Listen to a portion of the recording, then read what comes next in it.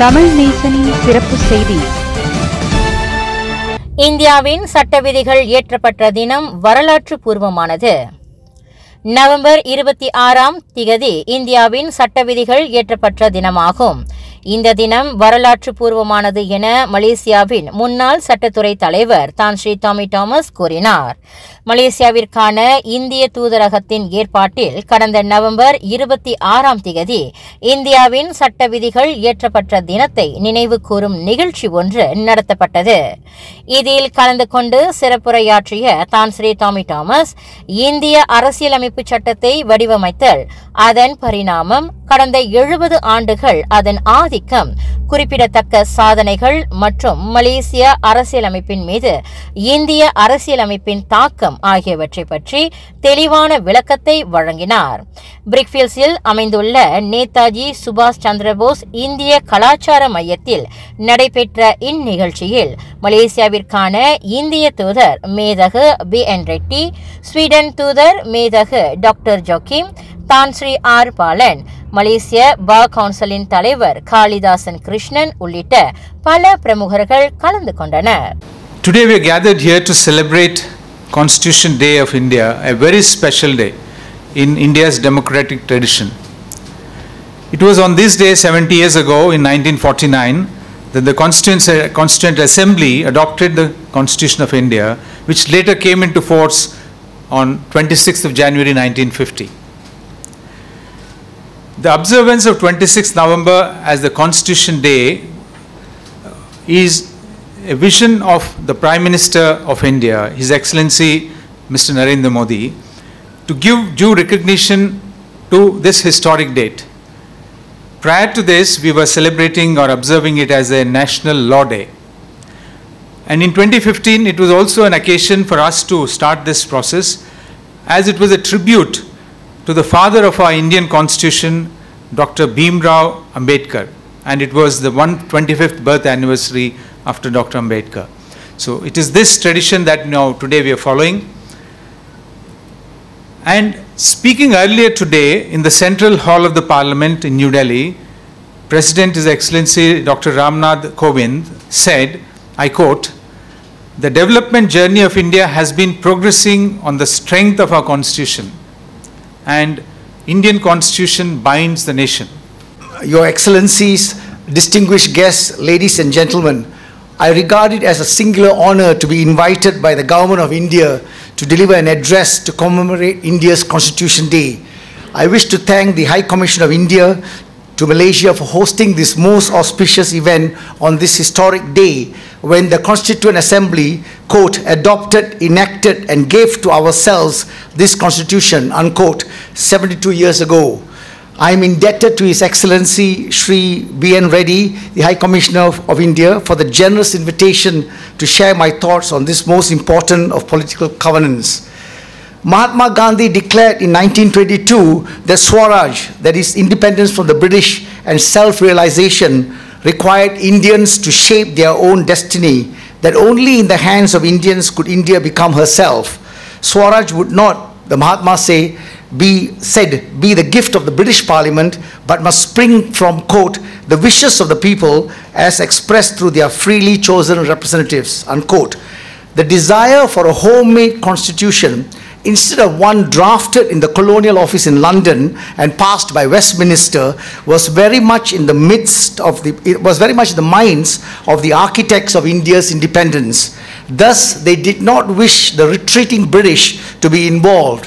Rather, the Constituent Assembly was tasked with the grave responsibility of writing the Constitution. The Constituent Assembly, indirectly elected by the people in 1946, held its first session on 9th February 1946.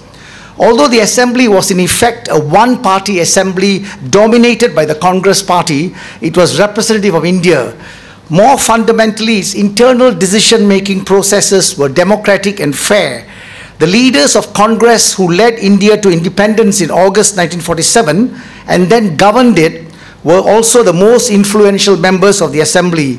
The provinces, the princely states and the three communal groups, that is the Muslims, the Sikhs and the general, that is Hindus and all the other communities, were also represented. As the Constituent Assembly deliberated, the Indian Independence Act, passed by the British Parliament, came into effect on 15th of August 1947, and India assumed her rightful place amongst the free nations of the world. And for Malaysians, that was 10 years before we joined that group. This act further conferred legality to the Constituent Assembly, elevating it to the legislative branch in the newly independent Union as the Dominion Parliament. Rajendra Prasad was elected President of the Constituent Assembly. The appointment of Bhimrao Ambedkar as chairman of the key drafting committee turned out to be a singular success. Not only was Ambedkar not a member of Congress, he had public disagreements with Congress and with Gandhi for over 2 decades. This was, however, not held against Ambedkar. He was personally invited by Nehru to serve. Mention must also be made of B.N. Rao. As constitutional advisor, Rao's advice was often accepted in the Assembly's inner councils, although he was not a member. As a preeminent jurist, student of comparative constitutional history, and skilled draftsman, Ambedkar and Rao played important roles to help create the Constitution. The Constitution was adopted by the Assembly on this day, exactly this day, in 1949, and came into force on Republic Day, 26 January 1950, giving substantial content and flesh to the dry words, life and liberty. So no one would imagine that those 2 words, life and liberty, had given birth to so much jurisprudence. Now let me briefly touch on the Indian influence on Malaysia's constitution. India's independence on 15th of August 47 and establishment as a republic under a supreme constitution on the 20th of January 1950 inspired our own founding father Tunku Abdul Rahman, who was legally trained in England and comfortable with the Westminster system of government and who knew Nehru personally. Hence, it was Tunku Malaya's first popularly elected chief minister and our first prime minister who insisted on a commission of experts from the Commonwealth to study and advise on a written constitution for independent Malaya. The Constitutional Commission, established in 1956 under Lord Reed, a Scottish law lord, comprised 5 distinguished jurists, including former Chief Justice B. Malik of the Allahabad High Court. Reed's commission borrowed heavily from the Indian Constitution, including the chapter on fundamental liberties. The supremacy of the Constitution is also recognized in Malaysia. Other similarities include federalism and judicial review. Justice Malik's influence was thus substantial. It therefore comes as no surprise that from the first constitutional case to come before our courts, just shortly after Merdeka to the present, Malaysian Council invariably refer to cases decided by the Supreme Court, and our judges often quote and rely on these cases. Your Excellency, I can personally vouch for this aspect of Malaysian constitutionalism. In nearly every case that I have appeared in the courts, I have referred to Indian case law.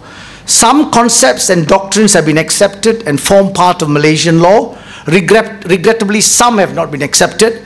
PLI, public interest litigation, is a good example where our courts have scrupulously avoided entering into, and in my view, sadly. In February 1980, Lord President Tun Sufyan was given the high honor of delivering the Chitali Memorial Lectures in Bombay and Nagpur. The prestige of this lecture series is marked by the international caliber of the distinguished speakers. The speaker in the previous year had been Lord Denning, one of the greatest judges of the 20th century. Tun Sufyan, who undoubtedly ranks among Malaysia's most cerebral judges, published his talks into a book entitled Malaysia and India, Shared Experiences in the Law.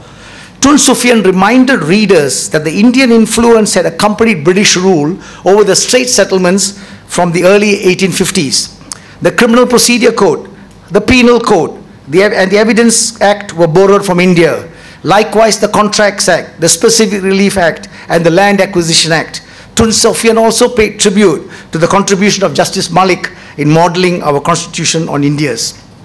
Save for the 20-month Indira Gandhi emergency from July 1975 to March 1977, the clear, unambiguous and unequivocal objective answer would be that the Constitution, your Constitution, has served your nation and your people remarkably well.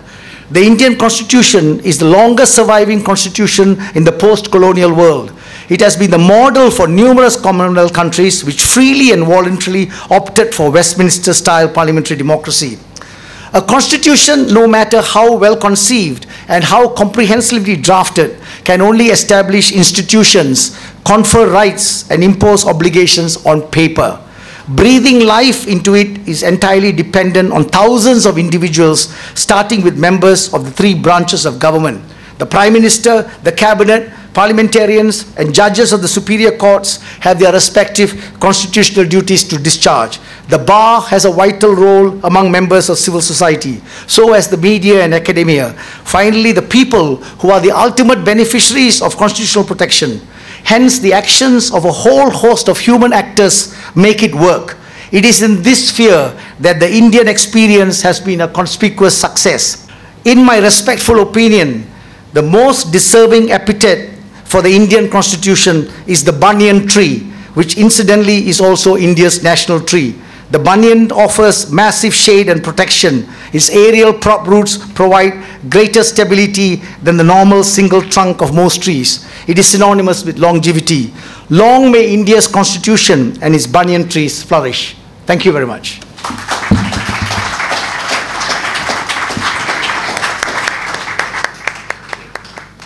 And High Commissioner of India, His Excellency Shri B. N. Reddy, it is my privilege to propose the vote of thanks. At the outset, I would like to express sincere gratitude to our special guest for the evening, Tansri Tommy Thomas, barrister and former Attorney General. நம்ம தமிழ் நேசன் டிவியை like பண்ணுங்க, subscribe பண்ணுங்க, subscriber bell press பண்ணுங்க. இது ஒரு தமிழ் நேசன் TV தயாரிப்பு.